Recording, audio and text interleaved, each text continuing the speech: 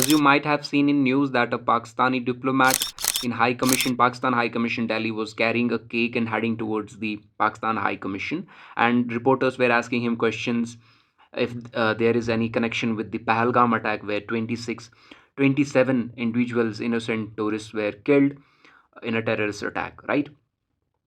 So there were a lot of comments. I was just checking out that people were saying that why he's not being arrested, why any action is not being taken against him, right?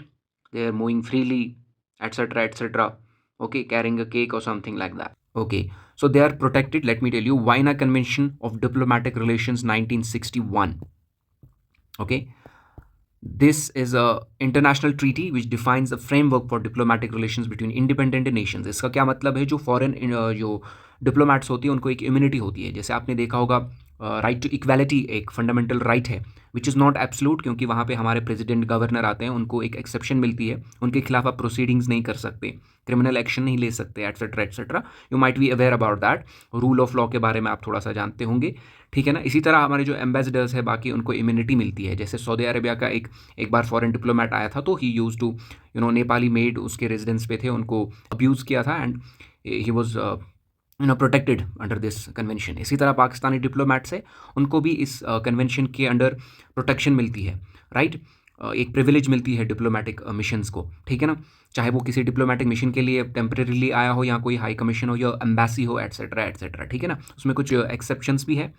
अब इसमें total 53 articles है, हम उसके बारे में नहीं जानेंगे, लेकिन आर्टिकल 9, तो आप सोच रहे होंगे कि क्या ऐसा कोई कानून नहीं है कि उनको अरेस्ट किया जाए. Yes, there is.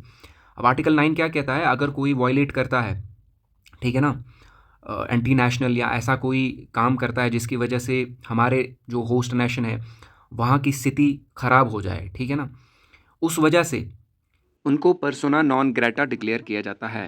कोई भी फॉरेन डिप्लोमेट हो, उसमें कोई स्टाफ मेंबर हो, उनको 12 to 24 आवर्स दिए जाते हैं to leave this country, otherwise उनको अरेस्ट किया जाता है, ठीक है ना. ओनली एंड ओनली अगर वो कुछ ऐसा करते हैं तो, ठीक है ना. अब देखो यहाँ पे 2 ऑफिसेज होते हैं फॉरेन कंट्री के, ठीक है ना, एक तो एम्बेसी, एक तो कंसुलर ऑफिस. अब कॉन्सुलेट ऑफिसर्स को जो इम्यूनिटी है they do not enjoy it, and embassy officers को इम्यूनिटी होती है, राइट. यहाँ अगर कोई UN ने पोस्ट किया हुआ है यहाँ पे, ठीक है ना, they also enjoy immunity. Okay.